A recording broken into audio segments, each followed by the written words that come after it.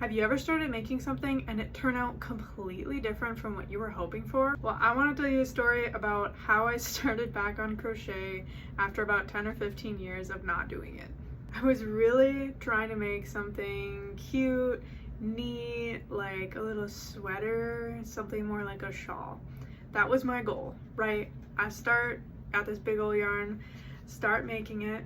And you know how beginning crochet is. You have to get used to the tension and being able to not make it too loose and not make the stitch too tight.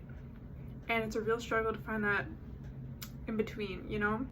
I was trying to make this sweater, and that was the correct path that I thought was right for my first big piece after not crocheting for a while. God started to reveal something through the process of making it as to actually why it wasn't a good idea to make it into a sweater. So it was going to be too warm for the type of sweater I wanted to make. And I got so far into it, and I just thought, I don't want to waste this. And sometimes when you're going down a path and you think this must be it, this must be the correct path, God stops you and he reroutes you and he says, wait, this isn't the right path, but I want to take what you've already done and repurpose it for something else. So while I did fail at making a sweater, I actually ended up with a cute little bag. I'm still working on it, but you can tell that this would have been quite the warm sweater. I was trying to make something for summer, which would have been a bad decision. So sometimes when we go through life, we get to a point where we think we're making something and we're hoping that it's going to turn out the way we expect. But in actuality, God knows better. And he knew this wouldn't be a good sweater design. But it did get me through the process of figuring out what my tension level is and a good practice for starting and a good way for me to carry more projects in the future. So now, because of this, because I failed at a sweater, I now have a bag that I can put my yarn in so that I can now create better things in the future.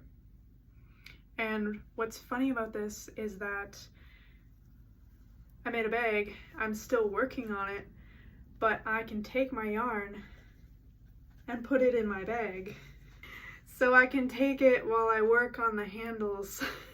And I thought that was a great demonstration as while you're working on something, it's actually beginning to hold itself and it's beginning to hold you. So your gifts are holding you up and your calling is holding you up, your spirit is holding you up, your creativity is holding you up, and most importantly, God is holding you up. So even though I didn't get a cute sweater, I did get a nice bag. And because it is imperfect, it is a good reminder of the practice it takes and the endurance it takes to really get to the point where you want to be at. So now after this experience, I can go in with more information and repurpose this opportunity into how to make the thing I actually want to make now. And I just wanted to share this inspiration because just like crochet, if you have a stitch that's too loose, you lose your structure. And if you have a stitch that's too tight, everything warps. So when you look at your life and you look at the projects that you're working on, if you're too loose around it, it kind of falls apart. And things fall through and stuff doesn't get done. And if you're too tight on things, you're doing too much, everything warps and everything gets overwhelmed and just mushes together. And it shows that right now God is really trying to teach us how to balance, how to get that right tension, just like in crochet.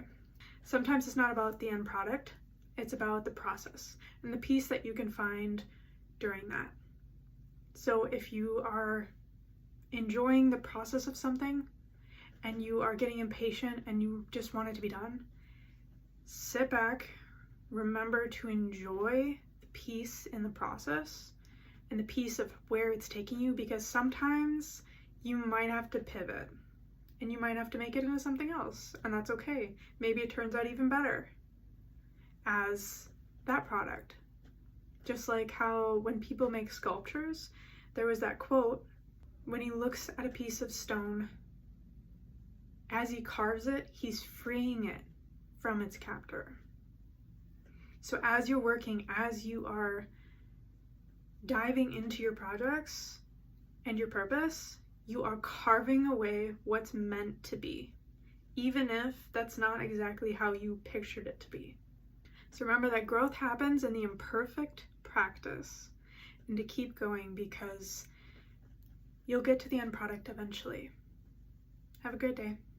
If you reached this far, I want you to go in the comments and tell me if you could repurpose one part of your past the way I repurposed my crochet into a bag, what would you transform it into?